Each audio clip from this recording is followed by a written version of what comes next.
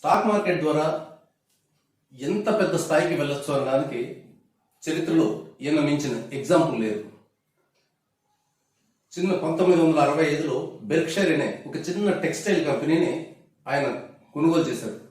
అక్కడి నుంచి క్రమంగా ఇన్వెస్ట్ చేసుకుంటూ మార్కెట్లో ఎక్కడ ఆపర్చునిటీ వస్తుందో దాన్ని పట్టుకుంటూ మొత్తం తన ఆస్తిని దాదాపు $1 ట్రిలియన్, ఆ కంపెనీ వాల్యూని $1 ట్రిలియన్ తీసుకొచ్చారు. ప్రపంచ కుబేరుల్లో ఆయన కూడా చాలా కాలంగా ఆయన ఒకరుగా ఉంటున్నారు. ఇప్పుడు ఈయన ఈ బెర్క్షైర్ హ్యాథ్వే అనే కంపెనీ CEO పదవి నుంచి రిటైర్ అయ్యారు. 2025 డిసెంబర్ 31 నుంచి ఆయన రిటైర్ అయ్యి చైర్మన్ గా మాత్రం కొనసాగుతారు. అంటే కీలకమైన బాధ్యతలన్నీ కొత్త వ్యక్తి ఆబెల్ అనే ఒక కొత్త CEOకి అప్పచెప్పారు. ఈయన చెప్పిన ప్రిన్సిపల్స్ కనుక మీరు పాటిస్తే ఖచ్చితంగా మీరు కూడా ఈయన చెప్పిన కొన్ని ప్రిన్సిపల్స్, ముఖ్యంగా 3 ప్రిన్సిపల్స్ను మీరు పాటిస్తే మీరు కూడా ధనవంతుల కేటగిరీలో చేరడానికి అవకాశం ఉంటుంది, ఛాన్స్ ఉంటుంది. గ్యారంటీ అనేది ఏముండదు. Future is always uncertain. భవిష్యత్తు ఎప్పుడు అనిశ్చితంగా ఉంటుంది. ఖచ్చితంగా ఇలా జరుగుతుందని భవిష్యత్తులో ఎవరు చెప్పలేరు. బట్ కొన్ని ఫండమెంటల్ ప్రిన్సిపల్స్, బేసిక్ ప్రిన్సిపల్స్ పాటిస్తే మాత్రం there is a higher chance that you can reach to rich category. అది ఎలా, ఆయన చెప్పిన 3 పాయింట్లు ఏంటన్నది ఈ వీడియోలో. Buffett investment philosophy. Warren Buffett success కు 3 కీలకమైన పాయింట్లు ఉన్నాయి. మొదటి పాయింట్ ఫస్ట్ ఫార్ములా ఏంటంటే ఎప్పుడు కూడా మీ డబ్బు నష్టపోకూడదు. అది రూల్ నెంబర్ 1. ఫస్ట్ ఫార్ములాలో రూల్ నెంబర్ 1 ఏంటంటే మీ డబ్బు ఎట్టి పరిస్థితుల్లోనూ స్టాక్ మార్కెట్లో నష్టపోకూడదు.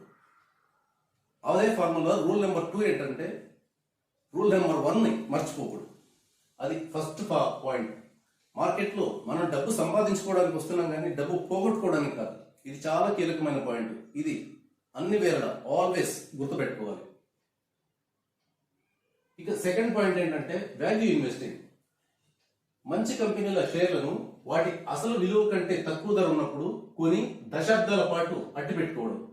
వెరీ లాంగ్ టర్మ్ ఇన్వెస్టర్ అయిన వారెన్ బఫెట్ ఎలా చూస్తుంటాడంటే స్టాక్ మార్కెట్లో అందరికీ భయం, ఫియర్ ఉన్నప్పుడు ఆయన ఎంటర్ అవుతారు.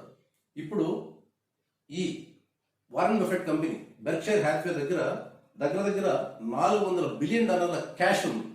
మార్కెట్లో ఏ కారణం చేతైనా క్రాష్ వస్తే వెంటనే ఈయన కొనడానికి రెడీగా ఉంటారు అనమాట.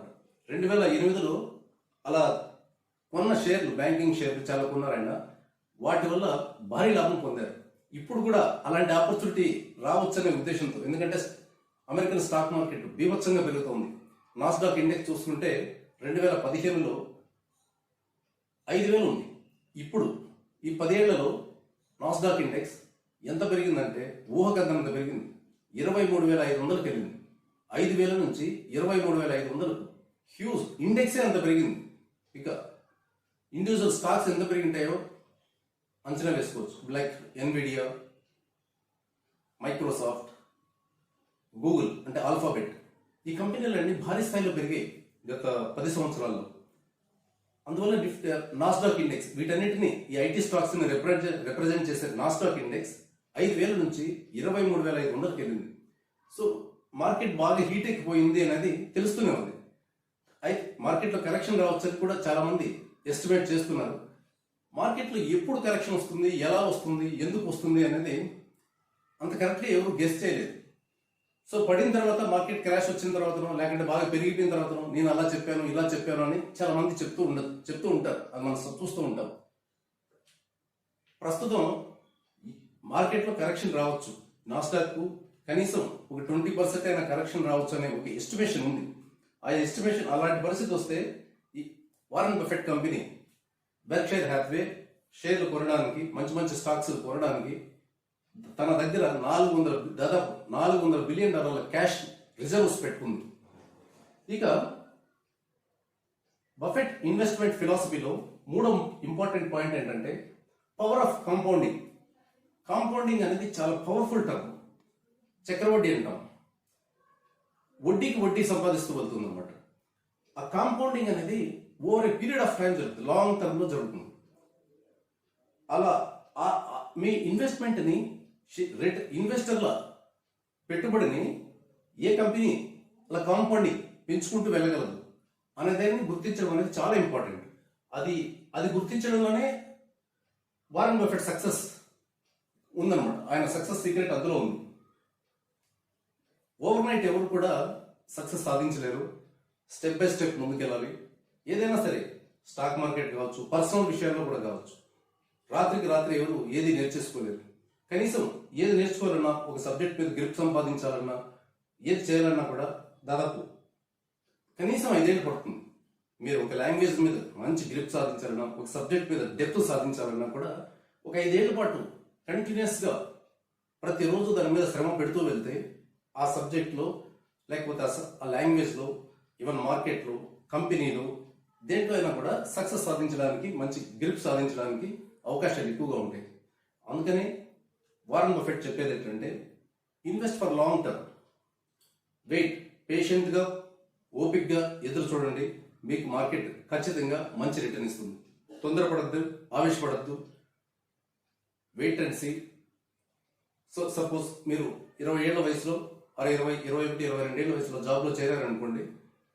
40 ఏళ్ళకి వచ్చేసరికి ఒక 40 ఏళ్ల పాటు, ఒక 20 ఏళ్ల పాటు మీరు స్టాక్స్లో మంచి స్టాక్స్, ఫండమెంటల్ సౌండ్గా ఉన్న స్టాక్స్ని ఎంచుకుని ఆ 20 ఏళ్ల పాటు ఇన్వెస్ట్ చేస్తూ వెళ్తే ఖచ్చితంగా మంచి రాబడి వస్తుందని గ్యారంటీగా చెప్పచ్చు. ఎందుకంటే ఇన్ఫ్లేషన్ అనేది పెరుగుతూనే ఉంటుంది. ప్రతి సంవత్సరం ఇన్ఫ్లేషన్ పెరుగుతూ ఉంటుంది. ఇన్ఫ్లేషన్ పెరిగే కొద్దీ డిఫాల్ట్గా ఆ ఇన్ఫ్లేషన్ కోసం స్టాక్ మార్కెట్లో అడ్జస్ట్ అవుతూ ఉంటాయి. అలాగే కొన్ని కంపెనీలు ఆ ఇన్ఫ్లేషన్తో పాటు ఇన్ఫ్లేషన్ కంటే డబుల్ ట్రిపుల్ కూడా ఆ రెవెన్యూ గ్రోత్ను సాధిస్తాయి. సో ప్రాఫిటబిలిటీ కూడా పెరుగుతూ వస్తుంది. అందుకనే లాంగ్ టర్మ్ కోసం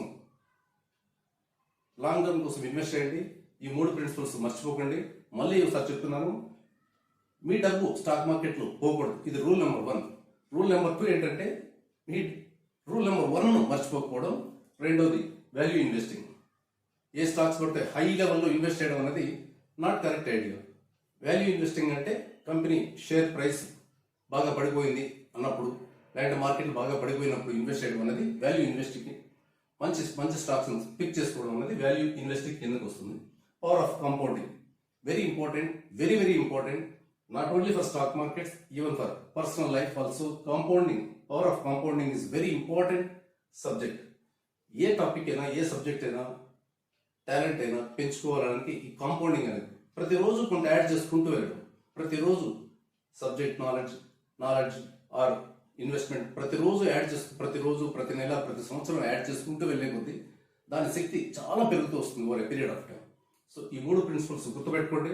స్టాక్ మార్కెట్లో మీరు కూడా సక్సెస్ఫుల్ ఇన్వెస్టర్గా ఉండాలని, మీ భవిష్యత్తులో ఎదగాలని కోరుకుంటున్నాను. Thank you.